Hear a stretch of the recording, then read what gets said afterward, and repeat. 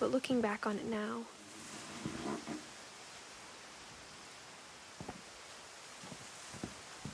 if she told me there was going to be so much climbing, I never would have come when I was 22 weeks pregnant.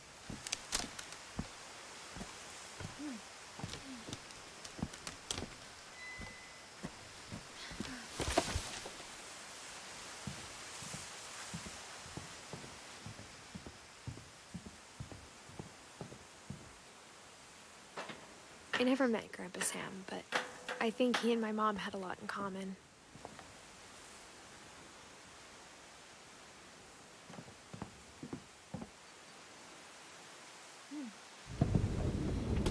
They were both pretty intense.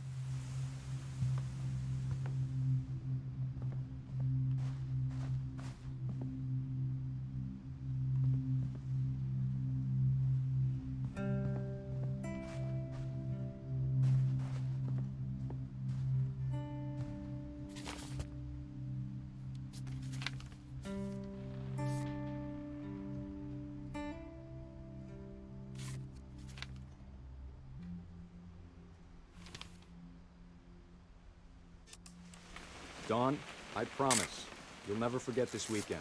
Yes, sir. These memories are gonna last a lifetime. Mm-hmm.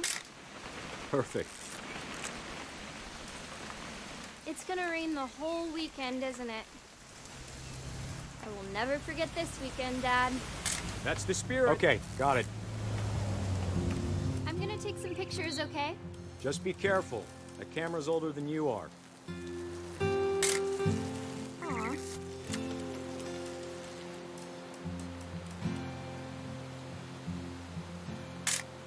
You're right, Dad. It's starting to clear up. Still freezing, though.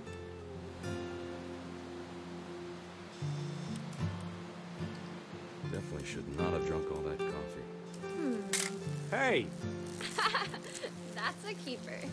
Hold still while I take a picture of you. I'm just saying, I'm not always gonna be here, Dawn. You'll need to remember this stuff, if you want to survive. I'll be fine, Dad. You know who else thought he was gonna be fine? Some guy who Dad. Good eyes, Dawn.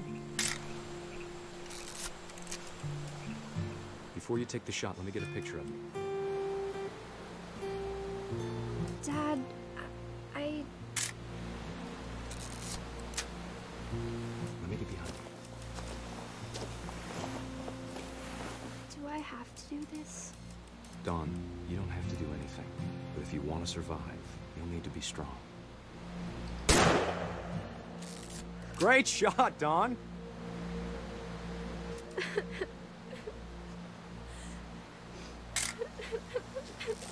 I'm proud of you, Dawn. Always remember that, okay? Dad, it's twitching. I think That's it's totally so... normal, Dawn. Just focus on the camera. Try not to think about... Dad!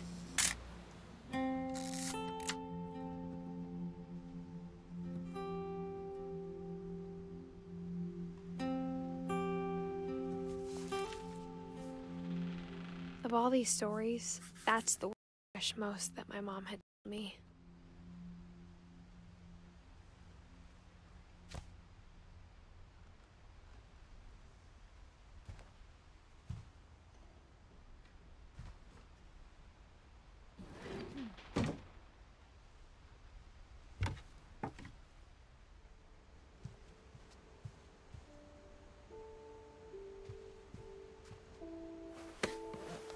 After Sam died, my mom and Edie got really close.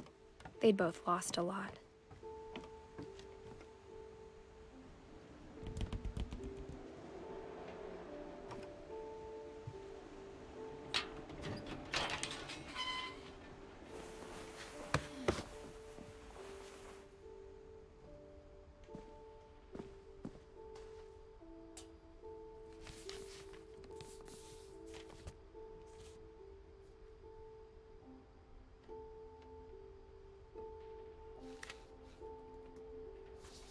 Dear Kay, do you remember the way Gregory used to laugh when he thought he was alone?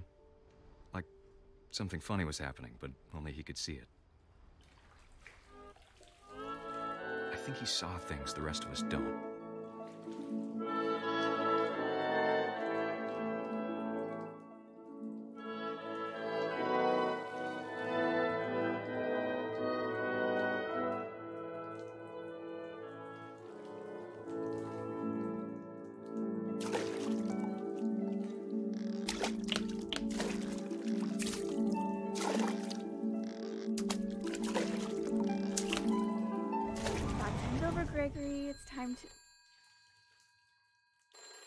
Hold on, sweetie. Hello? Sam, I told you I don't want to talk right now. I wonder what he saw.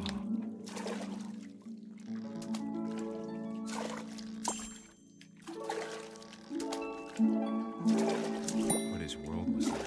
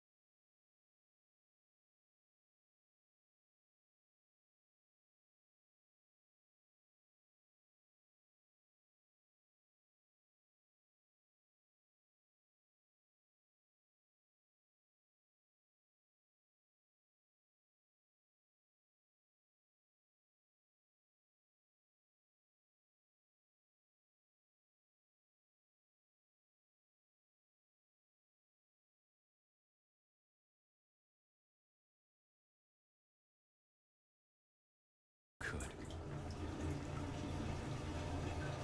Maybe if I hadn't called that night. Damn it. Hold on, I don't want Gregory to hear this.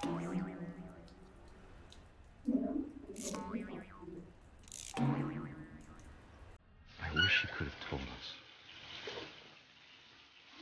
about the world he saw.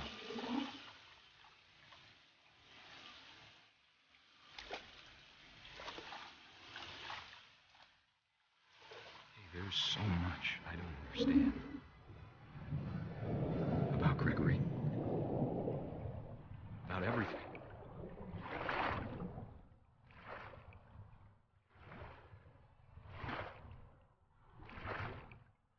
But I know what happened wasn't your fault.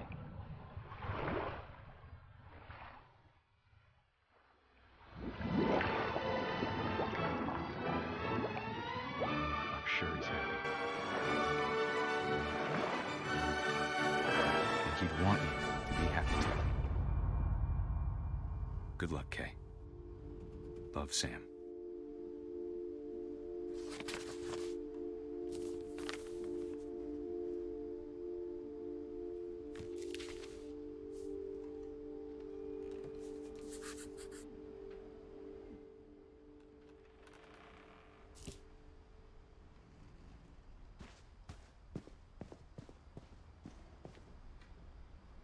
I can't imagine my mom ever writing poetry, and yet... A poem for Gus, who always said the wedding was a bad idea. Our father never hit us kids, at least not very hard, before the day my brother said with teenage disregard that he'd be dead before he'd see a wedding in our yard.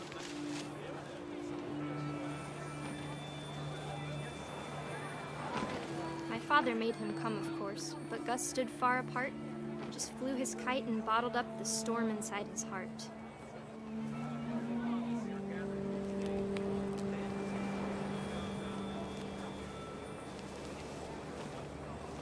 I tried to talk him out of it, but though he'd never met her, we don't need a stepmom, were the words that I now pronounce you husband and wife. You may kiss the bride.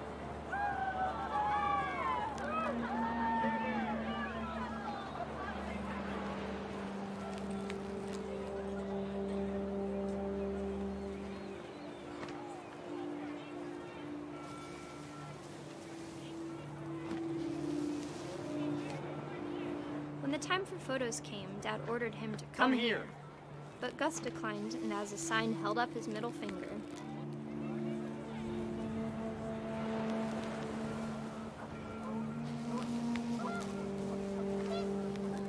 The wind picked up, and panicked geese appeared and quickly went. But all the humans did that day was go inside the tent.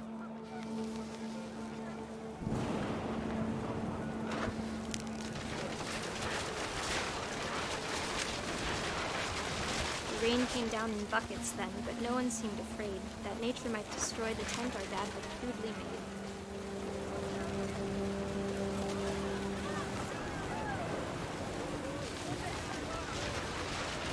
The thunder sounded much too close and full of angry power. But all my father said to this was, "Make the music louder."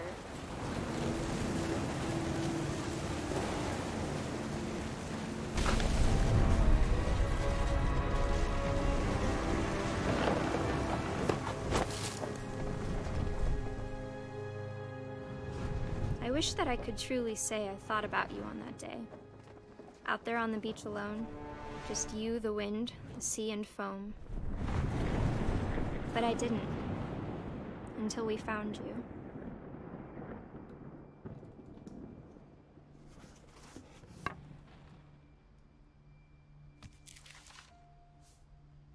She never talked about him, but Mom told me once if I was a boy, they were going to name me Gus.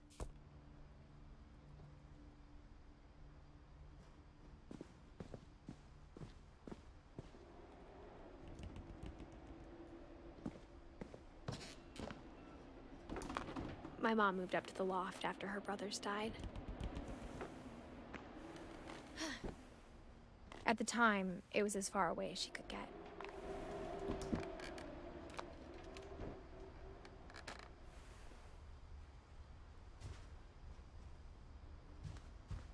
Religion was another thing my mom never talked about, but I think it helped her a lot after her dad died. She spent a summer building houses in Calcutta, where she met my dad, Sanjay. My mom moved to India a week after graduation and got a job teaching English. Louis was born a year later.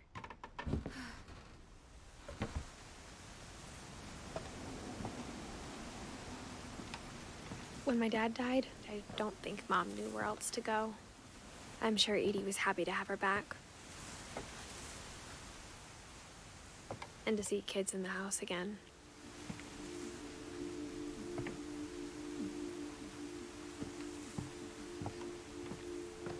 The house had to get a little bigger, but Edie was used to that. And for a while, things were good. Almost normal.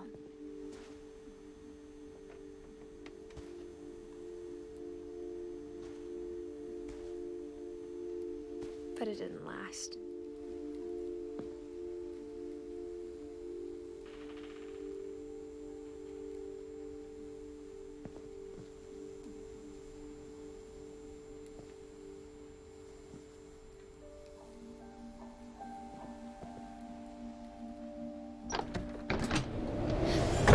The beginning of the end was Milton's 10th birthday, when Edie gave him a castle.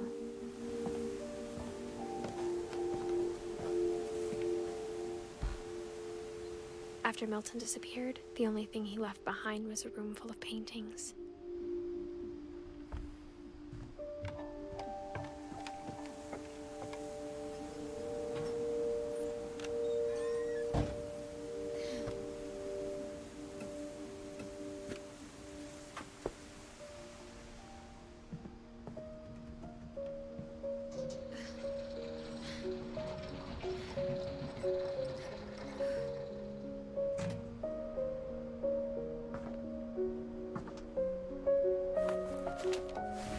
Milton Finch in The Magic Paintbrush.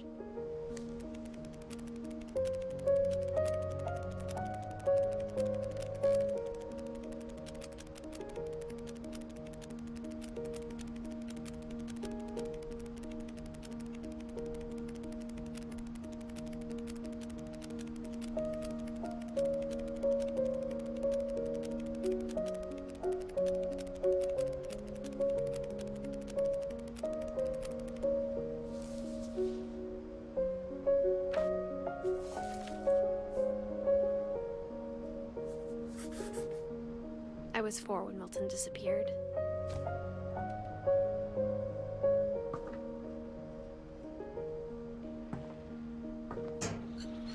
Mom spent months searching for my brother. Then she sealed the doors.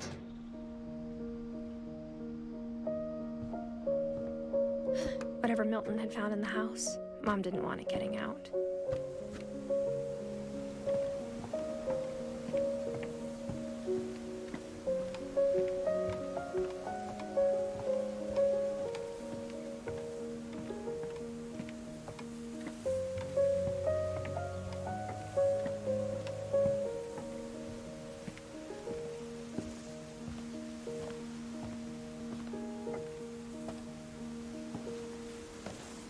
Mom definitely blamed Edie, but I think Louis blamed himself. After he graduated, he just spent more and more time in his room, until Mom got him a job at the cannery. Everyone always told me to stay out of Louis's room, except Louis.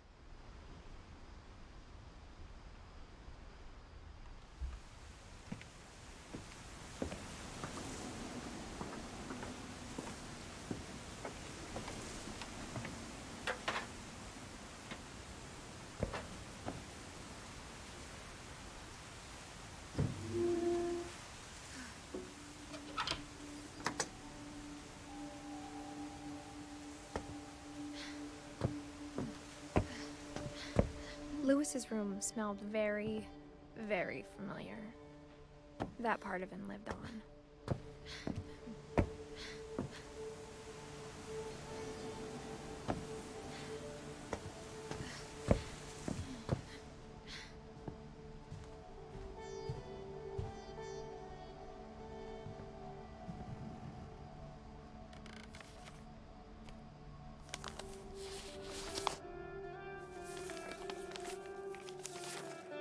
Dear Mrs. Finch, as Louis's psychiatrist, I can understand your desire for an explanation. As I see it, the trouble began in January, shortly after we convinced your son to seek treatment for substance abuse. Newly sober, I believe Louis first noticed the monotony of his daily life.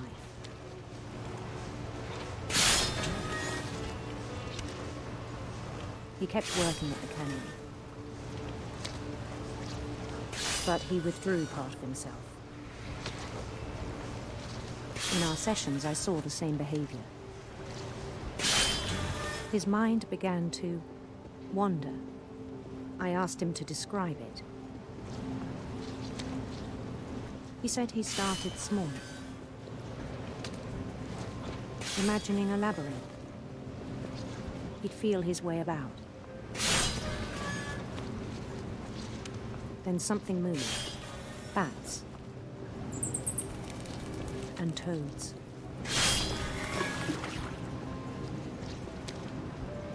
And things that have not names.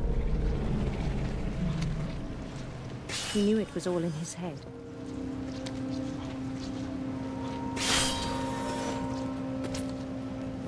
But he took it very seriously. I had hoped he'd find himself.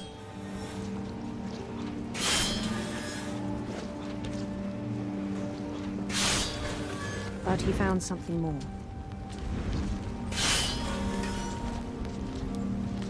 I worried about him then, daydreaming at the cannery. I spoke with his boss, but he said Louis had become a model employee. Methodical, tireless, focused. Like a whole new Louis. So I let him go on.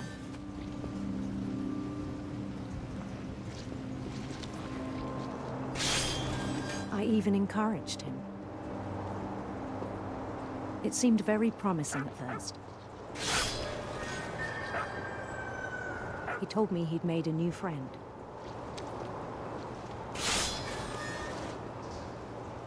On the edge of a city he named Louis Topia.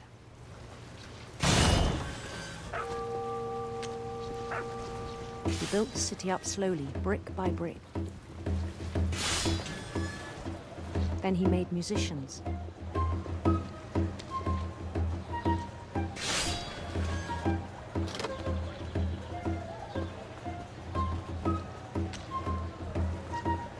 And songs for them to play.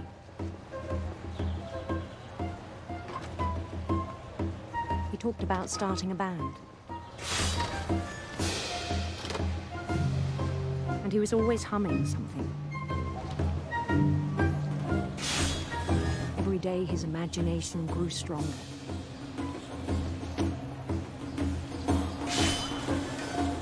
He no longer spoke at the cannery, but his chopping was as reliable as ever. Then one day it struck him that all the cheering crowds, even the stones under his feet,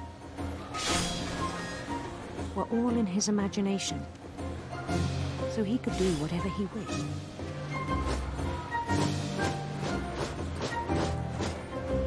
He held an election for mayor, and he won. They begged him to stay, but his mind was already wandering. It became a game for him.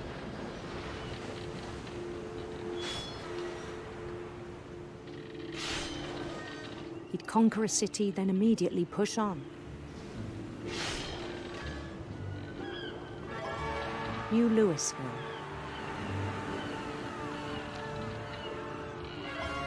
St. Louis. He started drifting away from our reality.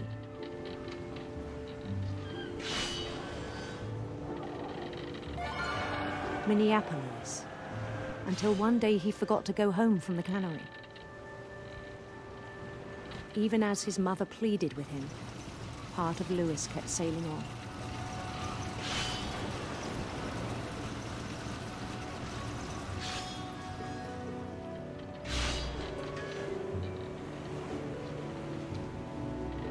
In Louisburg, he heard rumors of a handsome queen.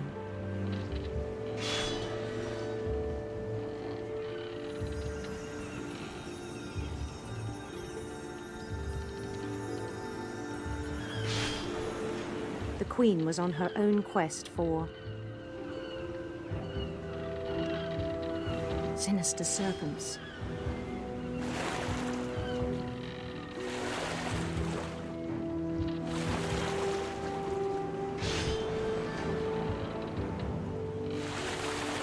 He followed the sound of her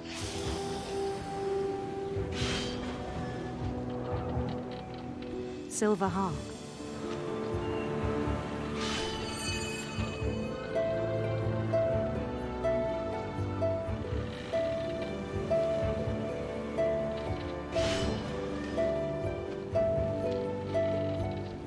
His chase led him to a golden palace east of the sun and west of the moon.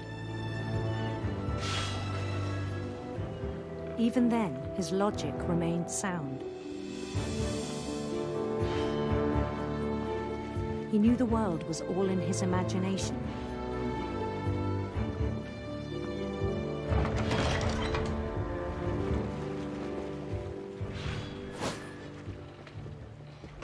But he was so proud of having created it.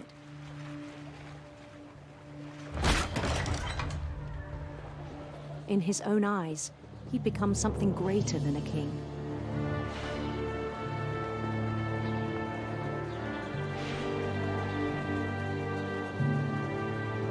For someone who'd never known success in the real world, I think it was overwhelming.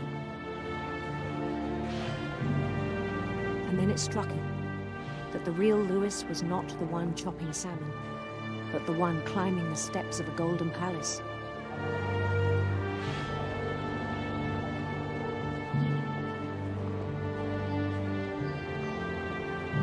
My imagination is as real as my body, he told me. It was hard to argue with him.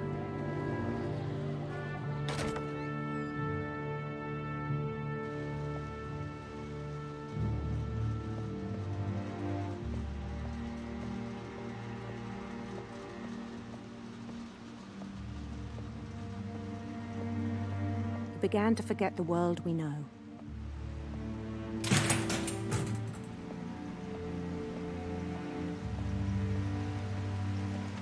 I think it pained him to remember Louis, the cannery worker.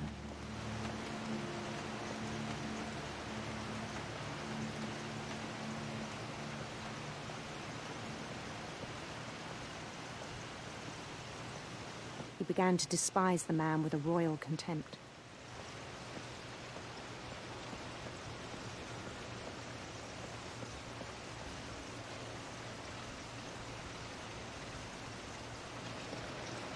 I still thought I could save him. Even after he said he was being crowned king over all the lands of wonder.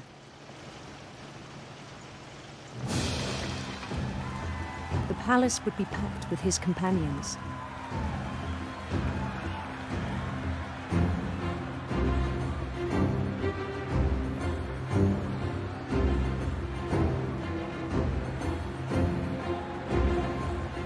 Including the wise Calico who'd insisted on inviting him.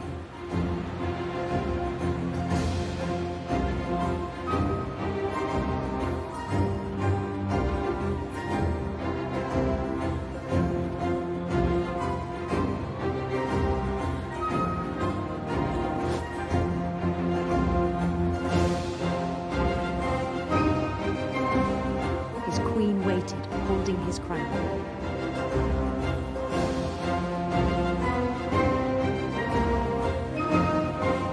There was only one thing left to do.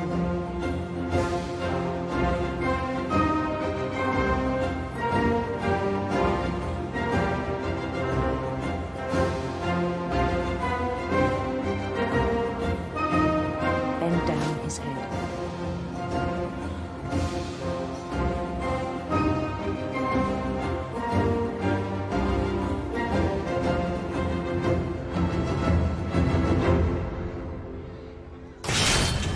The rest I think you know.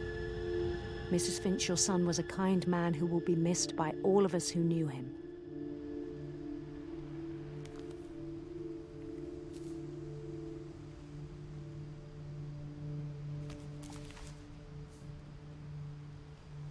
My brother was really cool.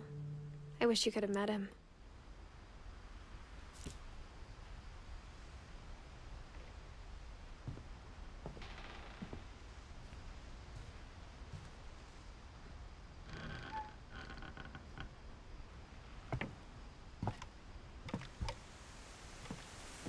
On the way back from Lewis's funeral, my mom told me to start packing. She waited until the day before we left to tell Edie. I'm not sure if she wanted to make it easier or harder.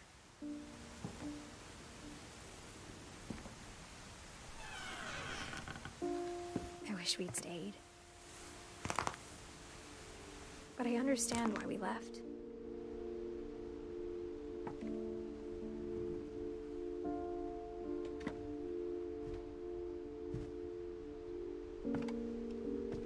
My mom ended up leaving everything behind.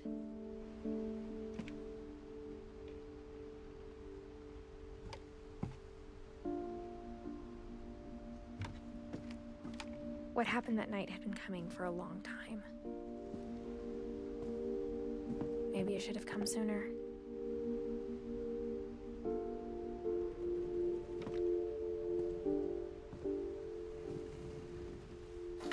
But it had to end one way or another.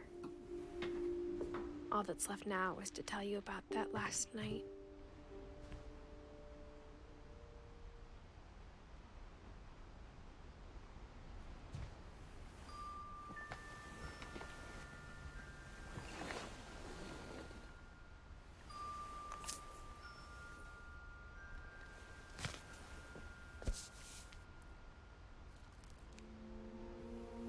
That whole last day, Edie just watched us pack and didn't say a word.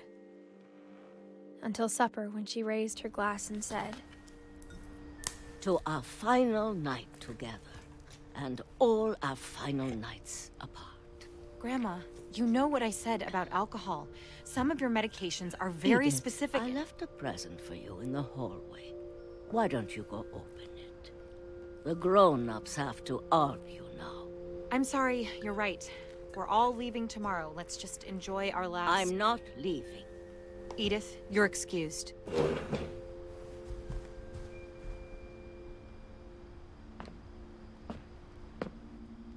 the power had been shut off that morning, but Edie always had plenty of candles. When my mom sealed the library, I don't think she knew about the other entrance. Or that Edie had a key to it.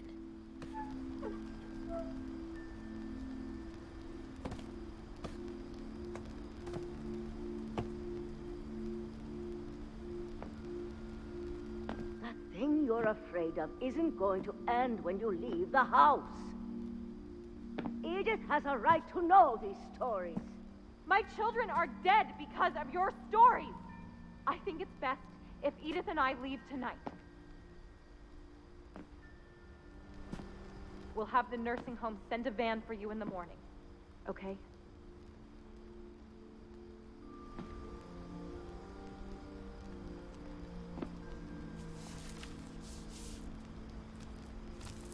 Dear Edith, there's so many stories I wish I could tell you, but there's only time for one. This is about what happened on the night you were born. That night, the tide went way, way out. It was the first and last time I ever saw the old house aground. There'd been an earthquake out in the middle of the ocean. They called it the lowest tide in 1,000 years. God, it smelled awful. You know, I've seen that house every day of my life.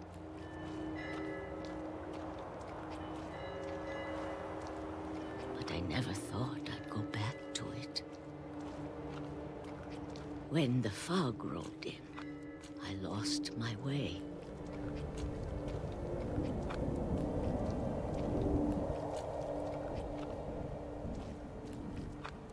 I got turned around.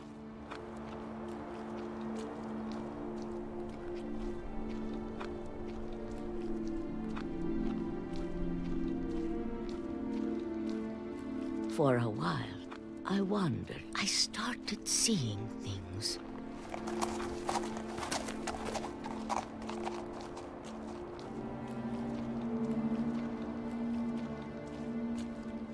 Things I'd forgotten had ever existed.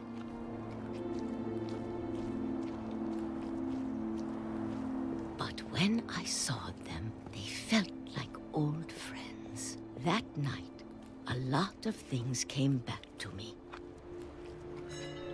Or maybe I came back to them.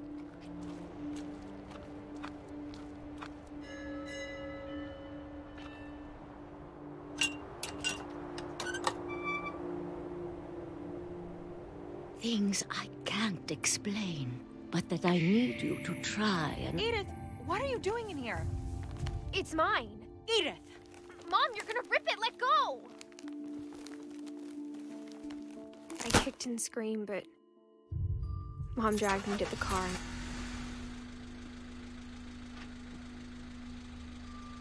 I never saw Great-Grandma Edie again. The next morning, the van came to pick her up, but she was already gone. After that, we moved around a lot.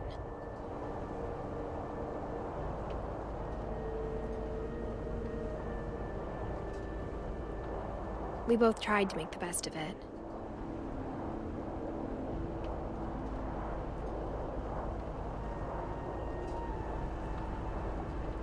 A few years went by.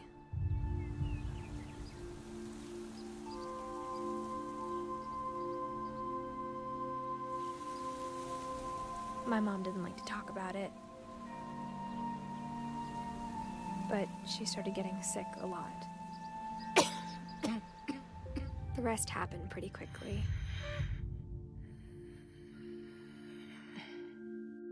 She got better for a while, and then she didn't. And then I was alone.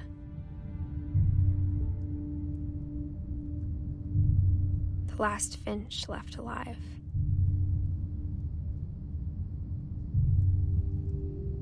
Until I found out about you. I'm still not sure what to tell you about all this. If we lived forever, maybe we'd have time to understand things. But as it is, I think the best we can do is try to open our eyes. And appreciate how strange and brief all of this is. This journal was supposed to be for you. But now I hope you'll never see it. I just want to meet you and tell you all these stories myself. But I guess if you're reading this now, things didn't work out that way.